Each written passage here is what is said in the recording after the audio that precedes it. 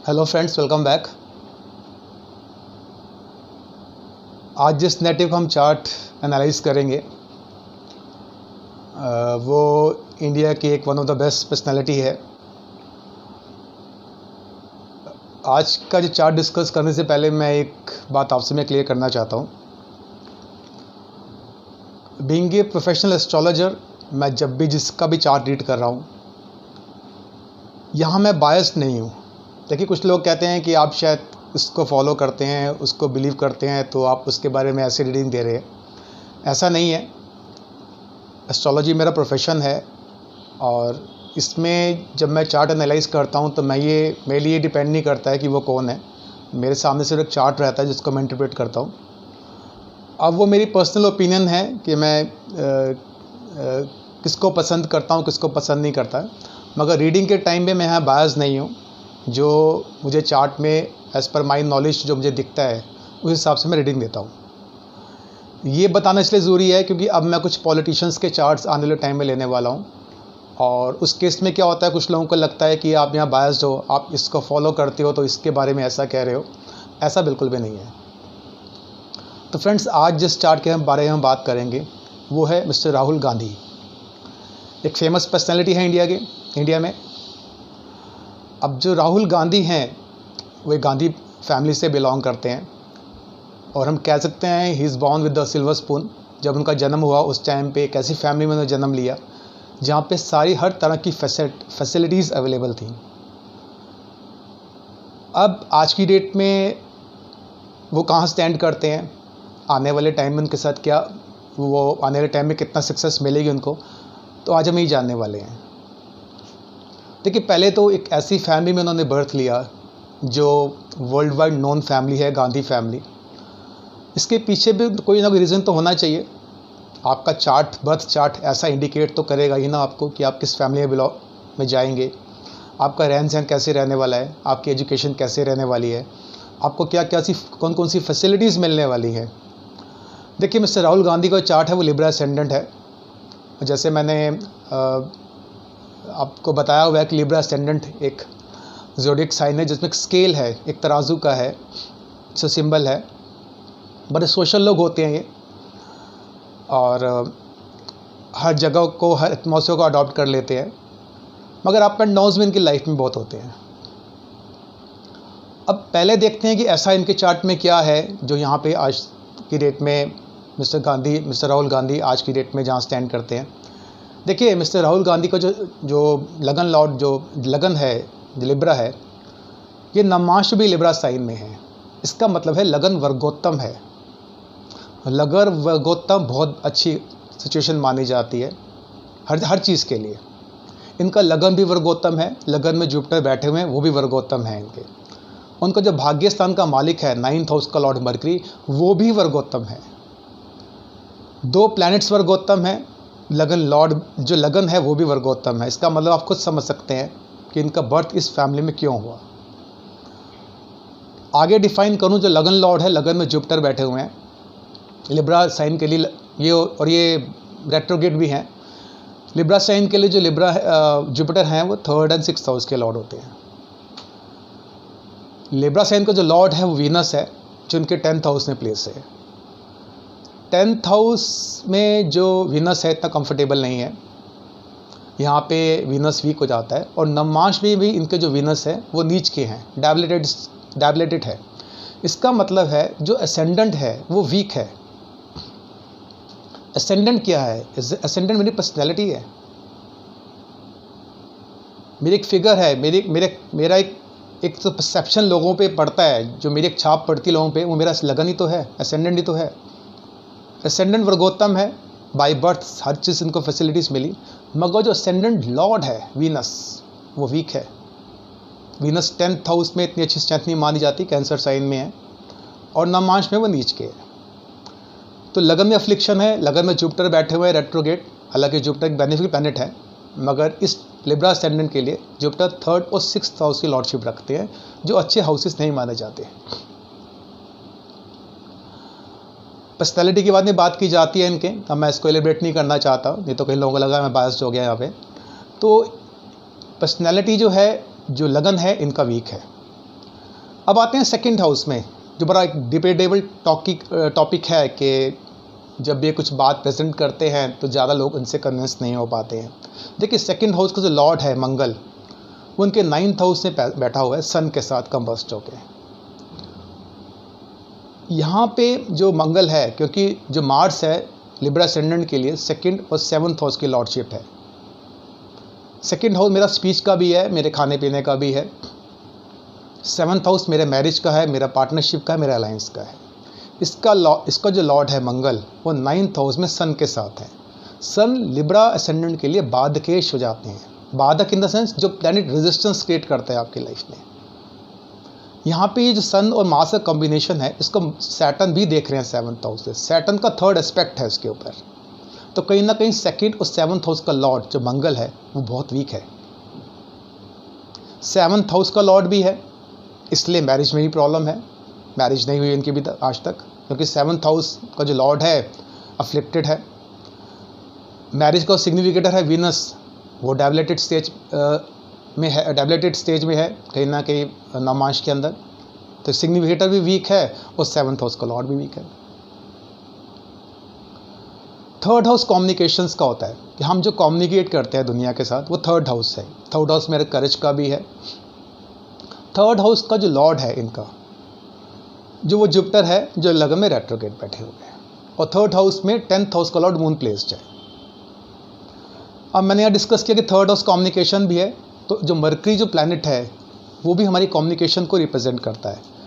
Mercury signifies our communication, significator है communication का। जो मरकरी है इनका, वो 8th हाउस में प्लेस्ड है।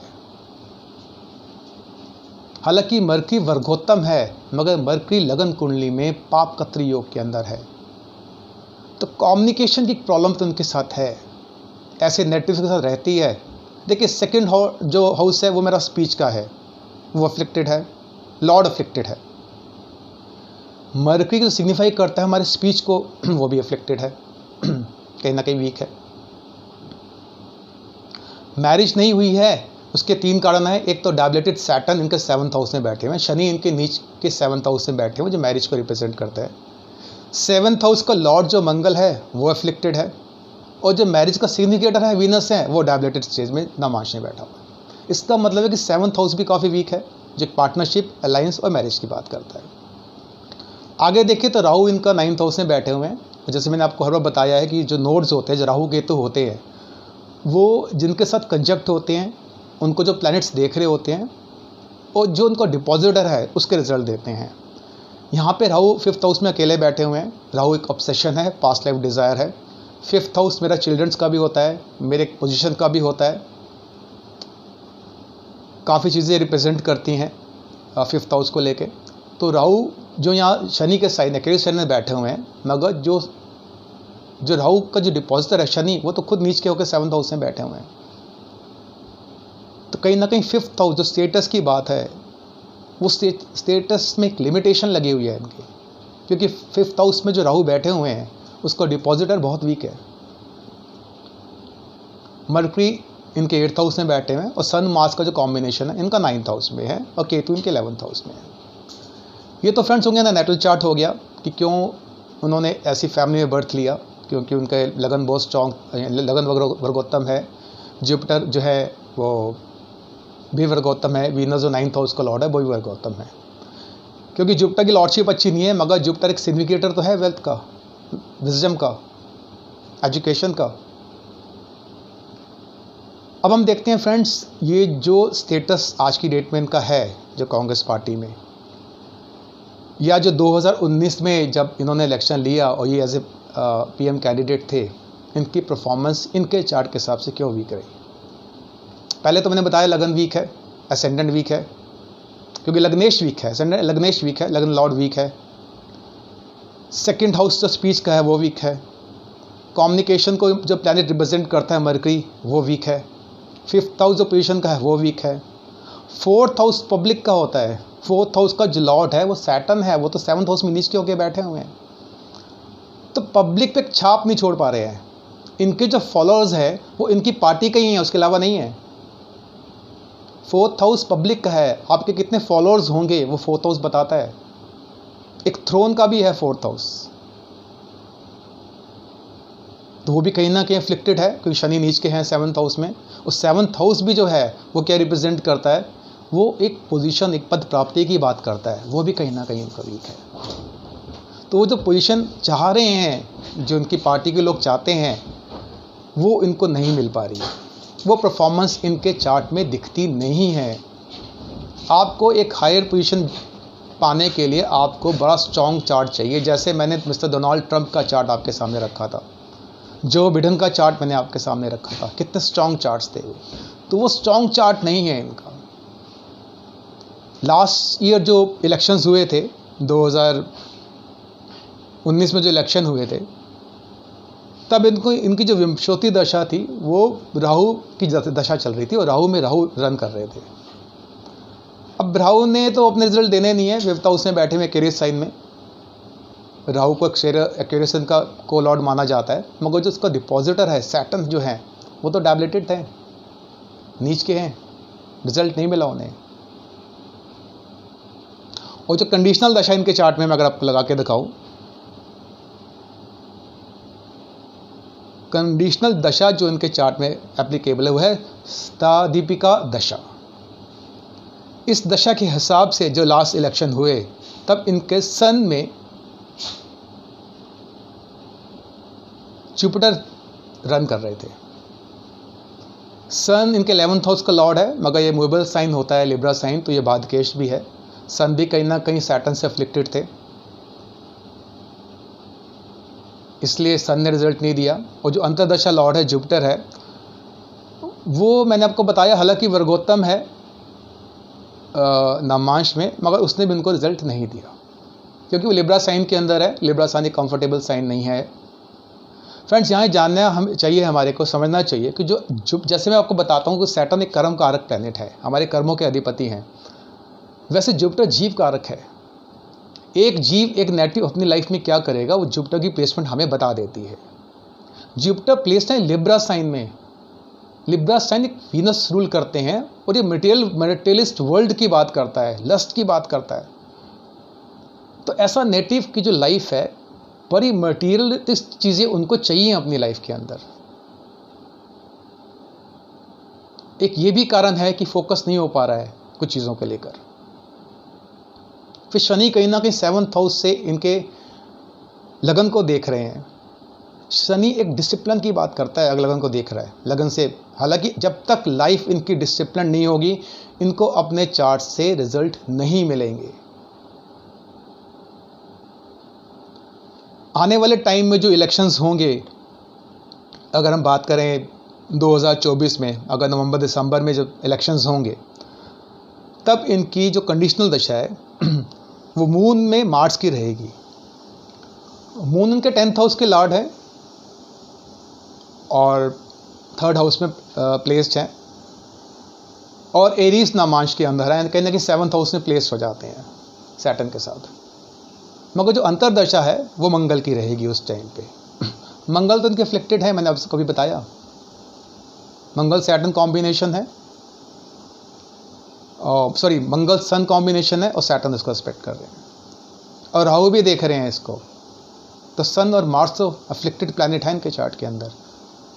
तो ये मार्स कैसे रिजल्ट देगा इनको नेक्स्ट 2024 में जो इलेक्शन होंगे। और अगर विंशोती दशा की मैं बात करूँ इनकी, उस पर्टिकुलर टाइम पे विंशोती दशा जो उनकी चलेगी वो राहु में सैटर्न की चलेगी। सैटर्न तो उनको डैबलेटेड है, नीच के शनि है, बहुत मुश्किल है नीच के शनि से रिजल्ट मिलना इनको। हालांकि 7th हाउस में प्लेस्ड हैं, वो पद प्राप्ति का हाउस होता है 7th हाउस। राहु सैटर्न 2024 में जो दशांतर दशा मिलेगी तो इतनी स्ट्रांग नहीं होगी, मगर मैं ऐसी कोई प्रेडिक्शन नहीं दे रहा हूँ क्योंकि जब तक हमें नहीं पता कि नेक्स्ट 10 आवर में ये as a president candidate prime minister candidate खड़े होंगे कि नहीं होंगे, इनको प्रेजेंट किया जाएगा नहीं किया जाएगा। मगर मैं एक रनिंग टाइम की बात कर रहा हूँ। देखिए, राहु की दशा इनकी 2018 से लेकर 2036 तक है। राहु इनका कैप्रिकॉन नामांश में है, राहु इनका स्ट्रॉन्ग नहीं है। हालांकि राहु रिप्रेजेंट करता है पॉलिटिक्स को, चकमीन चाहिए हमारे को पॉलिटिक्स में, जो चालाकी चाहिए वो राहु ही देता है एक पॉलिटिशियन को। मगर राहु की दशा इतने अच्छे रिजल्ट्स इनको नहीं देगी। मुश्किल है काफ़ी। तो फ्रेंड्स, ये मिस्टर राहुल गांधी के चार्ट के एनालिसिस है। मैंने आपको बताया जो 2019 के इलेक्शन हुए क्या वजह रही, और जो आने वाले टाइम में अगर ये एज ए पीएम कैंडिडेट इनको रिप्रेजेंट किया जाता है तो शायद इनकी पॉसिबिलिटी इतनी ज़्यादा नहीं है, मगर डिपेंड करता है कि इनके सामने कैंडिडेट कौन है। तो ओवरऑल चार्ट मैंने बताया, लगन तो स्ट्रांग है मगर लगन लॉर्ड वीक है। लगन जो लॉर्ड है मेरी पर्सनैलिटी है। सेकेंड हाउस स्पीच का है, कहीं ना कहीं वो भी वीक है। कम्युनिकेशन का जो प्लैनेट होता है मरकरी, वो भी कहीं ना कहीं कम्बस्ट है। 7th हाउस प्राप्ति का है, 4th हाउस मेरा थ्रोन का है, वो भी कहीं ना कहीं वीक है। मगर यहाँ एक फैमिली में ऐसे बर्थ लिया, वो भाग्य से आए। क्यों? क्योंकि भाग्य हाउस का लॉर्ड मरकरी है, वो वर्गोत्तम है। लगन वर्गोत्तम है, जुपिटर वर्गोत्तम थे। तो कुछ अच्छी चार्ट्स में चीज़ें हैं, मगर अब जो इनके जो पर्सनालिटी जो लगन लॉर्ड है वो वीक है, तो प्रेजेंट नहीं कर पा रहे हैं चीज़ों को, प्रेजेंटेशन वीक हो जाती है ऐसे नेटिव्स की। पब्लिक पे छाप छोड़ने के लिए 4th हाउस इंपॉर्टेंट है, आपकी पर्सनालिटी बहुत इंपॉर्टेंट है।